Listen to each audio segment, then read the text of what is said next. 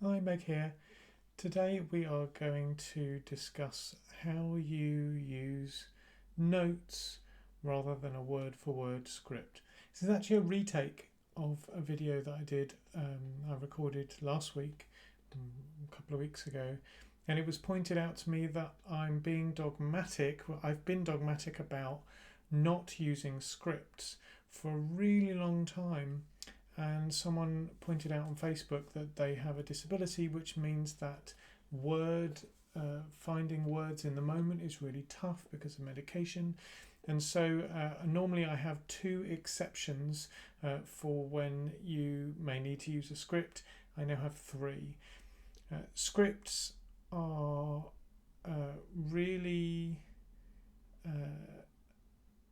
scripts make connecting with a group really tough. So if you are able to use keyword notes, which is what we're going to be talking about in this video, I would recommend giving it a go and seeing if it works. If because of the way the condition or a disability that you have, that's not possible, of course, ignore my advice. I'm mainly talking to neurotypical people here. And we're fighting against a culture of presuming that you need a script.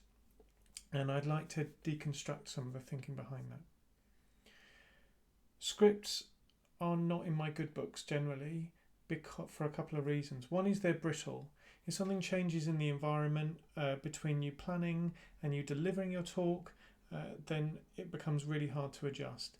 It can be really hard to keep your place in a script, and we're talking about word for word scripts because there's loads of words on the page and you look up and you look back, and how you find your place is a whole skill in itself.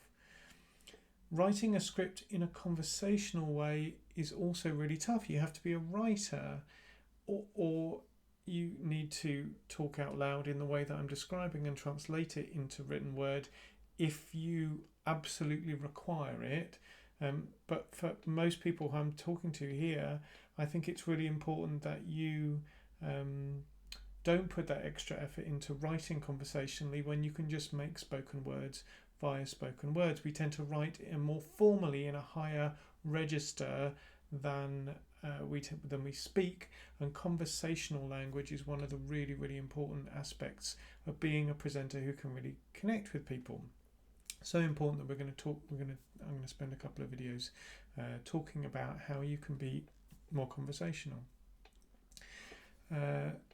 And if you end up having more time or less time on the day, again, a script is really difficult to manage. What you're going to do, talk faster or slower. So I'm strongly recommending that you use keyword notes unless you're in one of three places. One is your lawyer has said to you, this is a legal statement, don't deviate from it. Fine. Second one is you are, the president of a country delivering a major political declaration, and you know your words are going to be picked over and you don't want to accidentally misspeak. Fine. Third is you have a condition or a disability, which means that is absolutely required that you use a word for word script. If you do not fall into those three categories, I would highly recommend that you think about keyword notes. Also, one of the things that you're going to be saving yourself, as you're going to see, is the amount of time it takes to prepare. So here's what I recommend. You've gone through and done the planning questions. You've gone through and looked at the recipes that were in presentation now. I didn't make those into videos because it turned out they didn't translate into spoken word very well. And you've got your main chunks of what's going to be in your presentation. So you do this. You go, okay, here's the big chunks, and you write down a keyword. And by keyword, I mean a keyword or a key phrase for each of the big chunks. And let's say you've got 20 minutes. You go, okay, I need a minute for the intro, a minute for the end, which means if I've got 4 points, we've got 4.5 minutes per point, right? And then what you do is you set your stopwatch for 4.5 minutes, see it goes 1 minute to 5:30, and then you start talking about that point. And very quickly you go, oh wow, God, that time went really fast. What do I want to include? And that's when you add in extra keywords. You could also add in a particular statistic you want to remember. You could write out word for word a quote potentially, and then you go through that a couple of times until you get that first section right. Then you move on to the next section, do the same, next section, do the same, next section, do the same.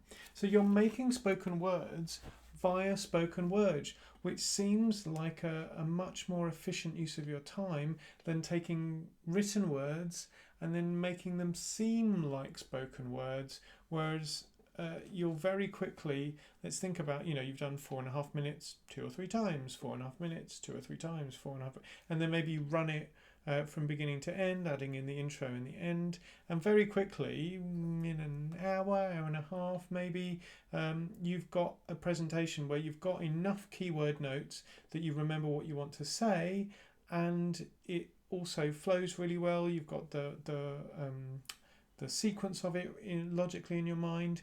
You're not having to remember particular things because you've got reminders there. And remember, like, some of those reminders might just be a keyword or a key phrase to remind you of a story to tell, or an example, or a case study for you to talk about.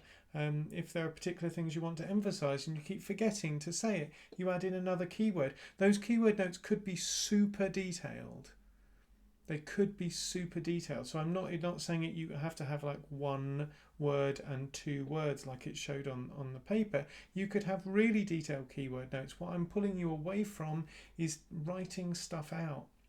And I know that you might be the kind of person who goes, well, I write it out just to find out what I think, and then I don't really rely on it. Well, it just seems like an enormous amount of investment of time when you really want to be able to be responding to the group and being spontaneous. And you'll find that actually, if you can have a conversation about this topic, you can talk just using keyword notes. So what do you do with the notes? There's this idea that you need to memorize your presentation, which seems wild to me. You either have those notes on a card or a piece of paper near you. Maybe if you have slides, you move them into the notes section of each slide. But you definitely, in the next videos, we're going to talk about what to do with slides. But I would strongly recommend that you're able to have a presentation that you can do just from those keyword notes without slides first.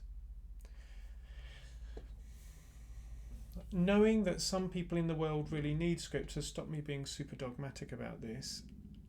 So I am stating this in a way which becomes a very strong recommendation that you give this a really good go, because what it allows you to be is much more flexible. It allows you to be much more conversational, much more engaging than if you write a script.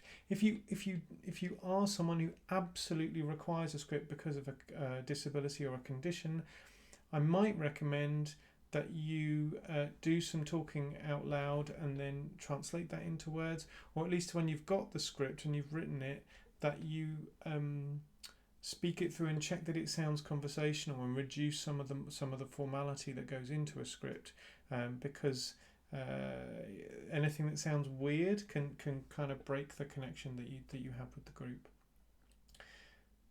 So that's both using notes and also how to rapidly plan your presentation.